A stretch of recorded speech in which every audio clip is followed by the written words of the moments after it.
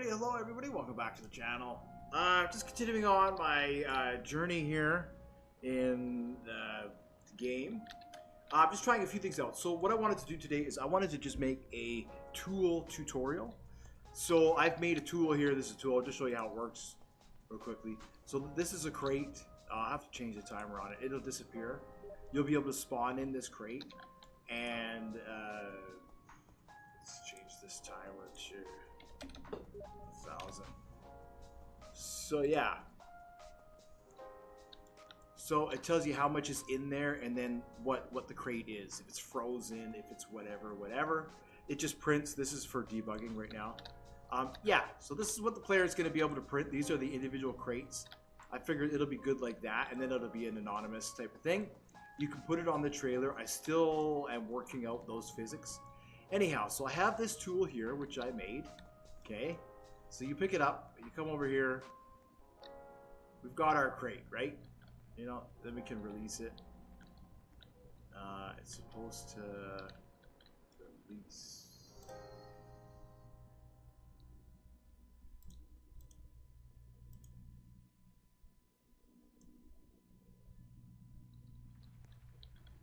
Oh, you know what? It probably... Is there another one in there? No. That's strange. Okay, hold on. It's supposed to release. Anyways, it is how it is, right? That's why we do the testing.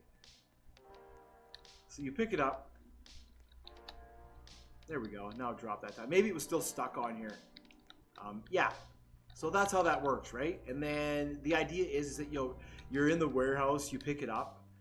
There's going to be different. This would be a forklift you can drive and some other stuff, but you have to purchase those, right? So then you come over here and you can drop it here. This is just a crane. For some reason, it won't pivot up and down this way with the constraints. I don't know why. I might end up having to rotate this. That's probably what I'm going to have to end up doing here. Is taking this arm. Roblox is different. The way it processes physics is different. It's really, you really have to be careful. It's not, you know.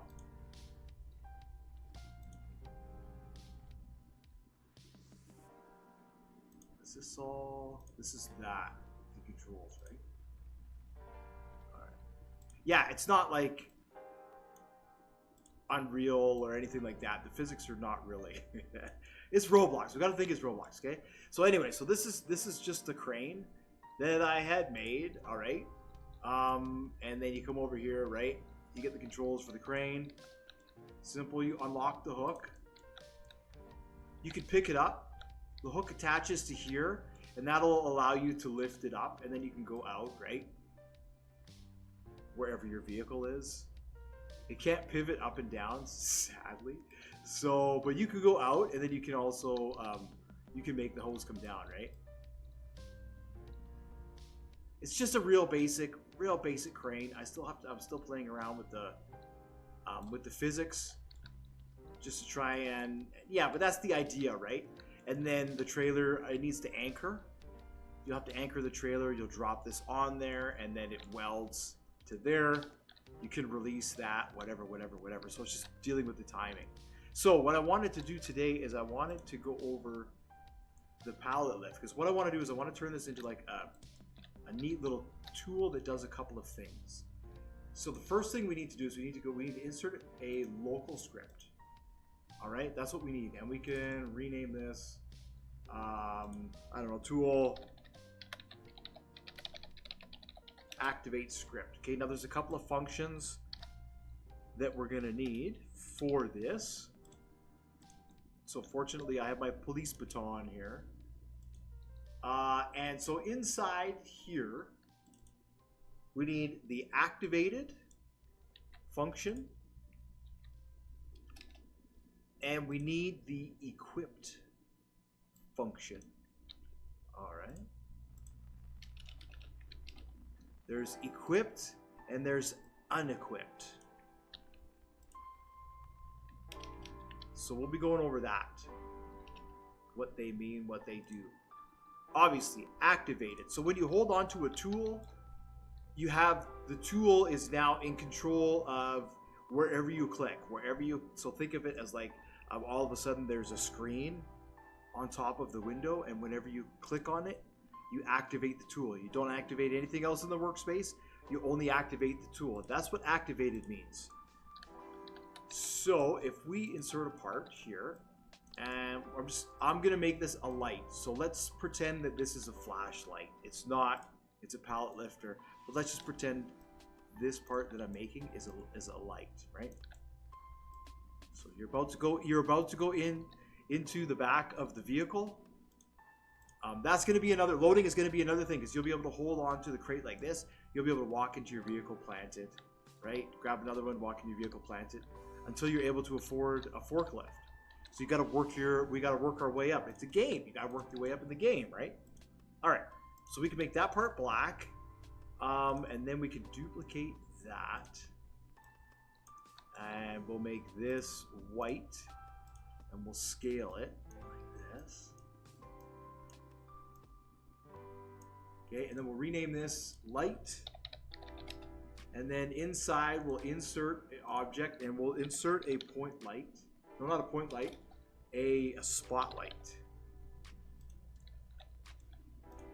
There we go. There's our spotlight. Okay, and then we'll say enabled is false, and then we're going to rename the spotlight to light, just so it's easy for the code.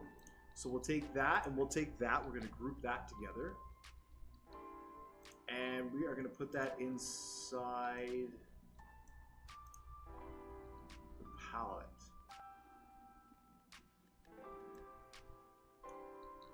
We're going to rename this light. All right. So when we activate the tool, when we equip it and we activate it, we're going to say script.parent.light.material equals neon. Okay. So the white part is going to go neon. And then we're going to say script.parent.light.enabled equals true. All right. Now what we'll say is we want this, so when you click it, it activates, and when you click it, it doesn't activate. So to do that, we want to say local click equals false. All right. Then we will say if click is equal to false, then, and it gives us the end. And we want to delete that part. We want to say click equals true. And we want to go down here, and we want to say else. There we go. And we'll take this.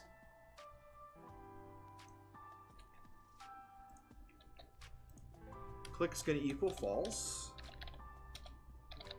So it's not going to roll through these two functions. This is going to be smooth plastic. And this is going to be false. All right, so let's try that. So when we pick up the tool, okay, when you click, oh, but it says unable to smooth plastic. What is that smooth plastic? All right. Smooth plastic. Smooth plastic.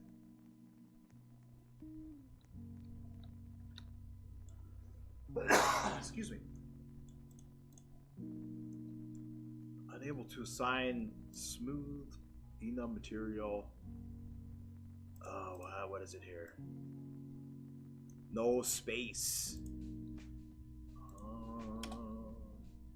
Right? We've got to test it. We have to run through and test it. Make sure the function works.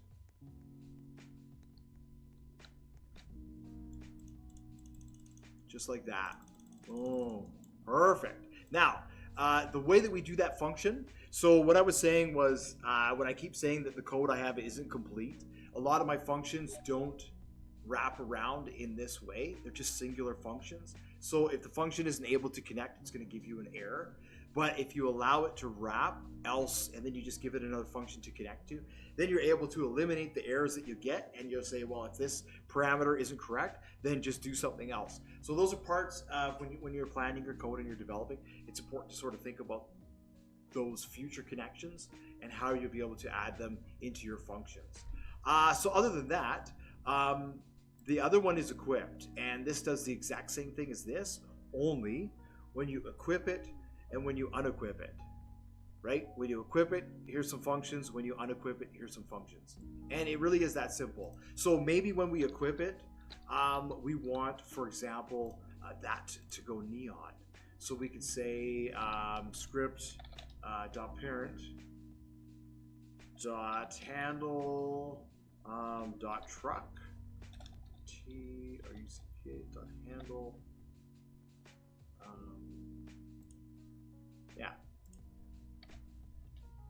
dot truck dot material equals, and then we can say neon, and then we'll do this here.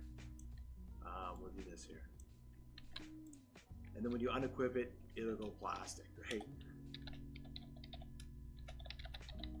And then if there's a delay,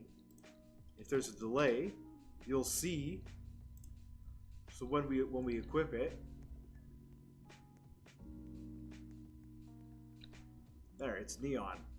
And then when we unequip it, it's not. Now, why does that matter? Why does that matter? Well, if there's a light, when you equip it and you want something and you want the light to turn on, but you don't want them to be able to activate it, let's say you just want the tool to turn on.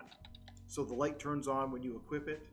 When you unequip it, if you don't turn the light off, the light will still be on, shining down on the player.